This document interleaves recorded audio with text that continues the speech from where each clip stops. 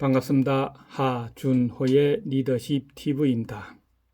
오늘은 33번째 강의로서 중국 역사 기록책인 사기에 나오는 춘추 전국시대의 정나라 정자산이라는 재상의 정치 철학에 대해서 한번 이야기를 해보고자 합니다.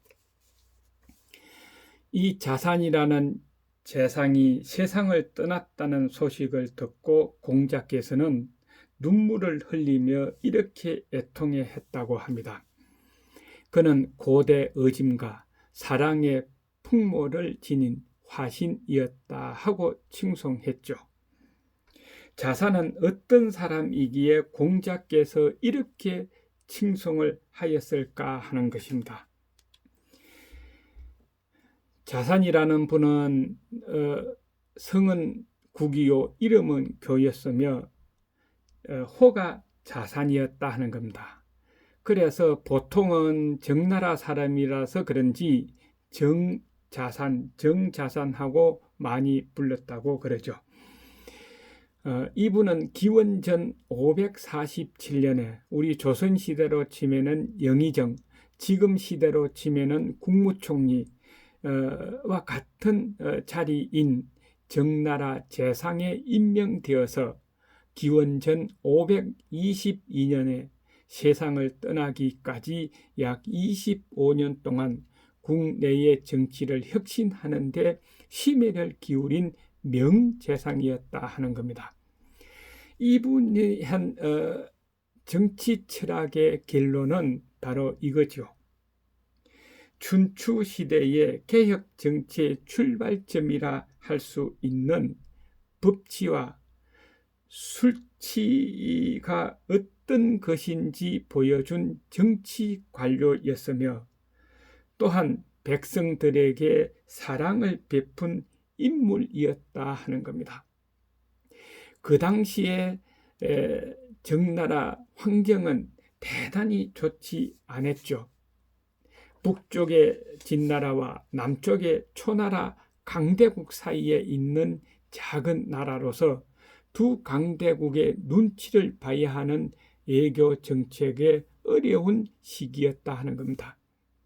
진나라가 오면은 진나라와 수교를 맺고 동맹을 맺고 초나라가 오면은 초나라와 동맹을 맺는 그런 환경이었다 하는 겁니다.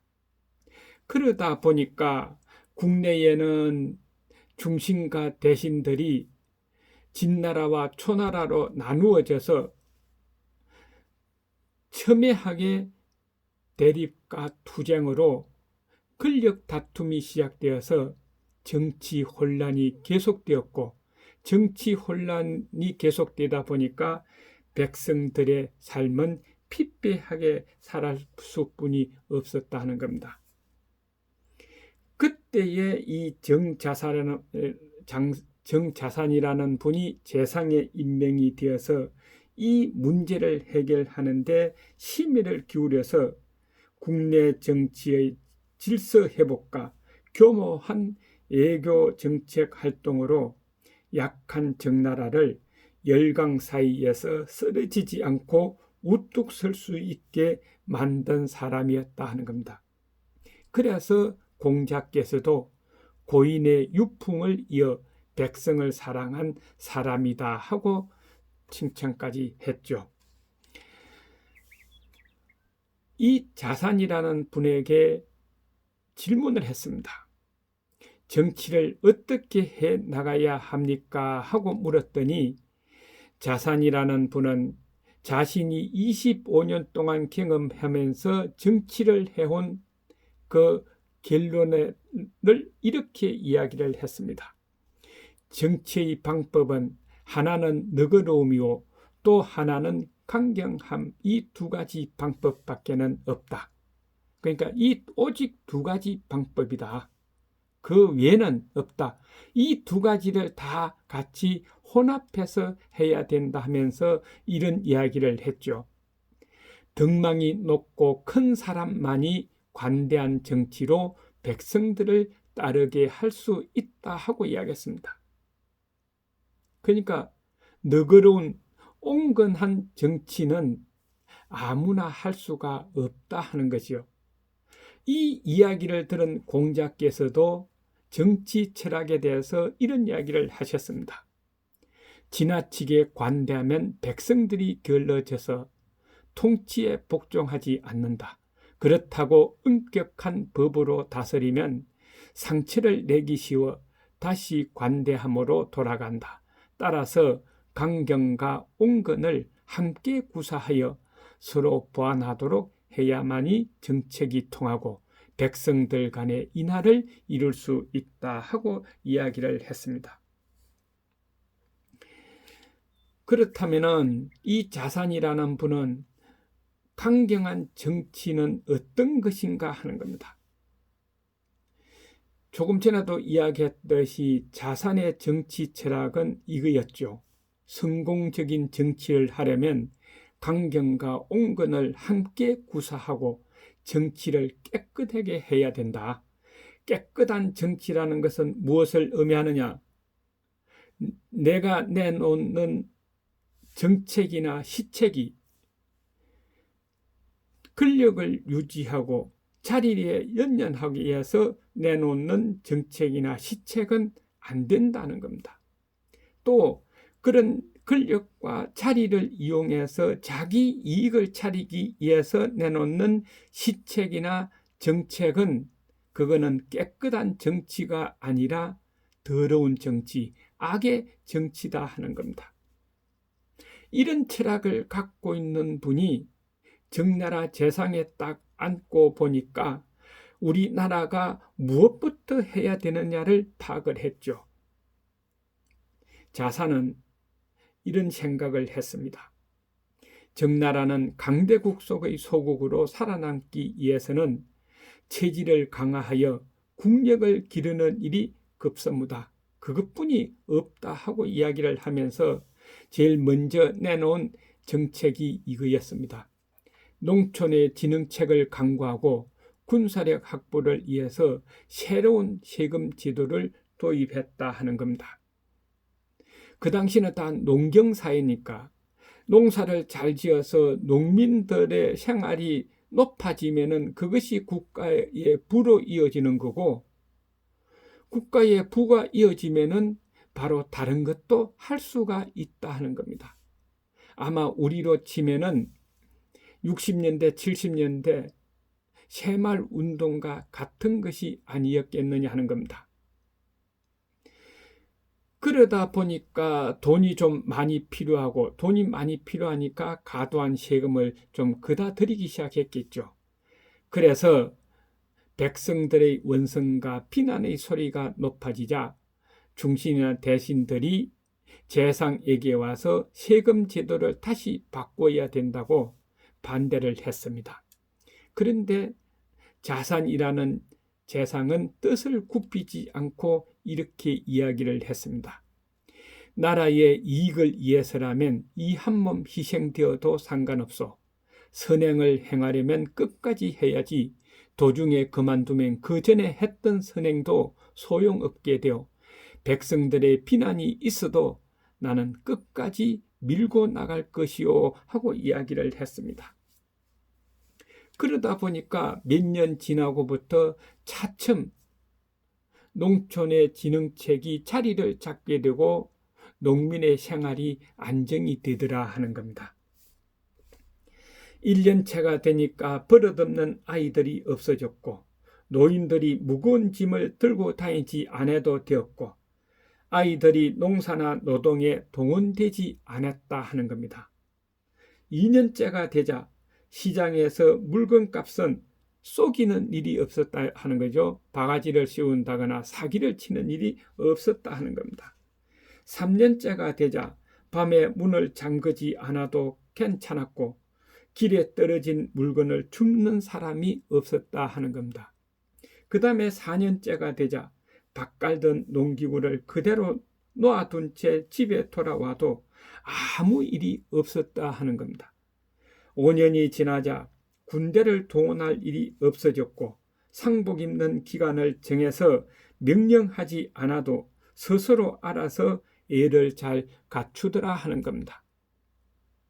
한 5년 지나니까 이 법치가 그대로 잘 먹혀 들어가더라 하는 거죠.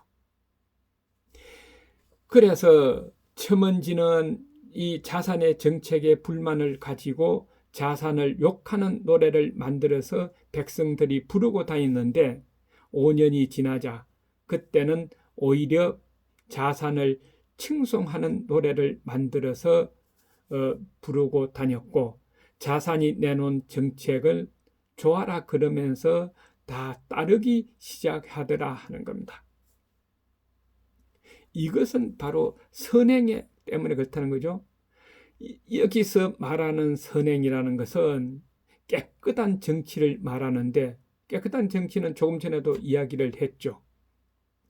내가 하는 요 행동이 나를 위한 것이 아니라 전체를 위한 것, 국가와 백성들을 위한 행동은 선행이라는 거죠. 나의 권력과 자리와 이익을 얻기 위해서 하는 행동은 그거는 선행이 아니라 악행이다, 악이다 하는 겁니다. 선행을 했을 때에 백성들은 따른다 하는 겁니다. 그 다음에 두 번째로는 유연한 정치입니다. 정나라는 옛날부터 각 지방에 지방 양반들, 이런 사람들의 자녀들을 양성하는, 지도자 양성하는 향교라는 교육기관이 있었습니다. 젊은 애들 교육장이었죠. 그런데 세월이 흐르다 보니까 그 젊은 애들의 토론장이 되었고 토론장은 결국은 정부 비판하는 쪽으로 흐르게 되었다 하는 겁니다. 점차적으로 정부 시착에 불만이 있는 사람들의 정치활동 거점으로 변질되어서 향교가 지도자 양성교육장이 아니라 정부 정책 불만 활동장으로 변해버렸다. 그리고 일부 지역에서는 반란도 일어났다는 겁니다. 이 자산의 아버지가 반란군에 잡혀서 죽기까지 했다는 거죠. 그러다 보니까 어떤 사람들이, 신하들이나 다른 사람들이 향교를 폐쇄해야 된다고 자산 재상에게 진언을 하기 시작했습니다. 그런데 자산은 여기에 대해서 반대를 하면서 이런 말을 했습니다. 왜 향교를 없애려고 하오? 그들은 매일 밤 일을 마치고 향교에 모여 우리의 정치를 비판하고 있어. 나는 그들의 의견을 참고하여 평판이 좋은 정책은 실행하고 평판이 나쁜 정책은 개선하려고 하오. 그러니 그들은 내게 스승과 같다오. 내가 하는 일이 다 옳다고 할 수 없는 것도 있을 것이다. 그러니 그들의 비판도 받아들여야 된다 하는 겁니다. 그런데 무력으로 그들을 막는 것은 강물을 막는 것과 같소. 강물이 싫다고 해서 둑을 쌓아 막으면은 나중에 그 강물이 모이게 되고 그 모인 강물이 힘을 발휘해서 둑을 무너뜨리면은 그때는 무엇으로도 막을 수 없는, 해결할 수 없는 그런 게 된다. 그러니까 강물을 막는 것보다는 조금씩 흘러내리는 수로가 필요한 것이요.